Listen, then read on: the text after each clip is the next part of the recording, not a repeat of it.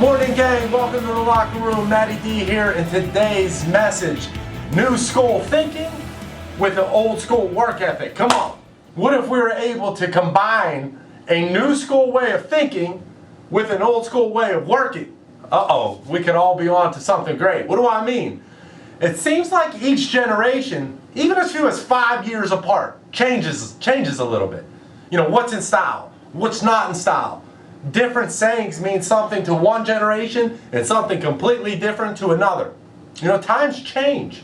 People change. Society changes. Structures change. Rules change. Pay changes. Office environment changes. Technology changes. Sports change. Think about all the modern exercise machines and performance enhancing techniques, training techniques that are out right now. Cutting edge stuff.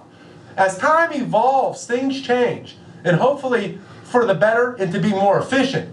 Are you willing to adapt to a new school way of thinking to stay current with whatever the times are and changes are? Are you stuck in that old, this is how it was and this is how it should be way of thinking? If you're not willing to adjust to changes, stay up with the current times and use them to your benefit, you might find yourself at a disadvantage. So I encourage you to develop a new school way of thinking. But one thing we definitely want to get back, though, is that old school work ethic. Out with the new, in with the old. You've heard Simon Arias talk about this before in these locker rooms. My great-grandfather came here from Italy, and he worked in a steel mill 12 hours a day. Hard work in a steel mill. 12 hours a day, 7 days a week. But picture if we combine that old school willingness to work with some of the opportunities that we have available for us today. Why would they do it then and a lot of our generation not be willing to do it today?